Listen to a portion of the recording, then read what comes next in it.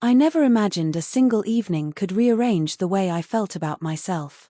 For years I moved through the house on autopilot, meals made, laundry folded, school forms signed, present but invisible in the background of other people's lives. There's a small, persistent kind of grief in that, not the loud, shattering kind, but the quiet ache of being overlooked. I had learned to be practical about it, to smooth the edges and keep the home running. Then Ethan turned 21 and asked for a small birthday at home, and saying yes felt like what I always do, love disguised as logistics. I did not know that by opening my door to his friends I would open a door inside myself I'd long ago locked. The house smelled like garlic and tomato and the warm caramel of my chocolate cake when the doorbell rang. I wiped my hands on my apron and smiled when I opened it. Logan, Tyler, and Chase, boys I'd watched grow up from skinned knees and awkward high fives to tall shoulders and easy jokes, stood before me, all that sudden, unnerving adult confidence. They looked like men who had learned how to stand in a room and be seen. And when they looked at me, it felt different somehow, like they were seeing me for the first time not as Ethan's mom but as a person who existed outside that role. "Mrs. Carter," Logan said, voice low and sincere. "You look amazing."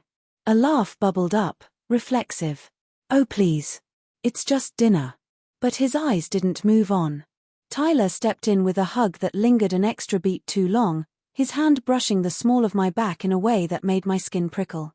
Chase watched from the doorway, quiet, cataloging, like he was storing the image of me in a part of himself. The compliments were casual, the touches feather-light, but the spaces between their words were filled with something that made my breath come uneven. We ate. We laughed. The boys, men, told stories about college and stupid nights and how Ethan had been the exact same then as now, only taller. I played my part, the easy laugh, the proud smile, the practiced attention that mothers learn. Wine loosened everyone. Their faces animated, their voices softer and nearer. A compliment here, a look there. Logan's gaze hit me with a steady warmth, Tyler's words came edged with teasing that slid into suggestion. Chase, silent, observed with a slow intensity that felt like a steady tide around my feet. When they stepped outside to smoke and talk the way men do when they're trying on new confidences, I cleaned plates alone in the sink. The house felt too quiet after the clamor. I should have been relieved. Instead my heart thudded with a confusing, fluttering heat. I told myself it was imagination, classic middle-aged vanity playing tricks, but then Logan came in behind me, towel in hand. "You shouldn't be doing this all by yourself," he said, and reached for a dish. "It's fine," I said, but his presence filled the small kitchen like sunlight. "You really don't know how stunning you are, do you?" His voice was not mocking. It was earnest, like someone offering a truth they'd uncovered and felt necessary to share. I felt oddly naked. "Logan." He smiled, small and genuine. "I mean it." Later that night I curled up on the couch with a glass of wine, unwinding in the familiar emptiness of late hours. Tyler plopped down beside me before I realized he'd moved, his shoulder brushing mine. "You're nothing like I thought," he said suddenly. "And what did you think I'd be?" I managed, half amused, half wary. He leaned closer. "Sweet. Safe. But you've got an edge. Warm, kind, and a little dangerous, the kind of woman men read about and then realize they were wrong about." I laughed, because what else did you do in such moments? Laugh, deflect, fold it away. Ethan's footsteps above made us both sit back straighter. Tyler excused himself with a grin, but the echo of his words lingered. The next morning, the house felt different, like a scene slightly out of focus. Ethan left for brunch, and the quiet spread through the rooms. I stepped outside with my coffee, the cool air a welcome clarity. For a moment, peace. Then Logan's silhouette crossed the yard. "I was hoping you'd be alone," he said without ceremony. "You didn't come with Ethan?" I asked, surprised. "No," he said, closing the distance with casual ease. "I came for you." There it was, plain and deliberate. My chest tightened in ways both alarming and oddly liberating.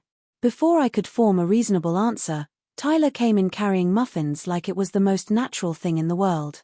He handed them over with a smile that made the simple exchange feel intimate. Their fingers brushed mine.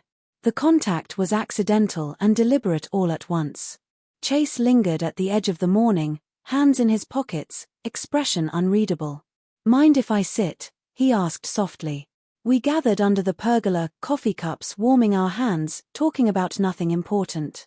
The conversation felt like a veil, thin and transparent, beneath which something thrummed. Words skirted close to boundaries and then stepped away.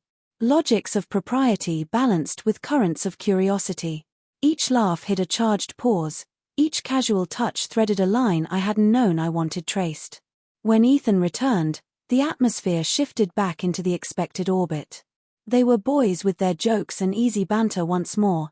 Any hint of a different current wrapped itself up and folded away with them. As they left, Logan's hand brushed mine, gentle, intentional. "Take care," he said, voice soft. Tyler kissed my cheek and whispered, "See you soon." Chase's look held a quiet that felt like a question without words. Standing in front of the mirror that night, I studied the face I'd recognized for decades. The same lines at the corners of my eyes, the same steady mouth that had kissed boo-boos and smoothed foreheads. But when I tilted my head, I realized the woman looking back was different in ways I couldn't name. She had been invisible and now she was noticed. She had been caretaker and now she was, bizarrely, the cared for.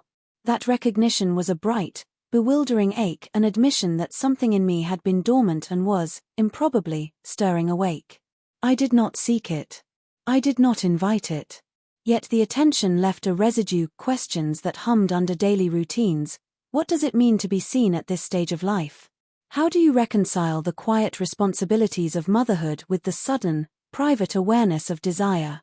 Is it possible to feel this new pulse and remain the same? 4 nights after, the images returned, Logan's steady gaze, Tyler's teasing warmth, Chase's calm watchfulness.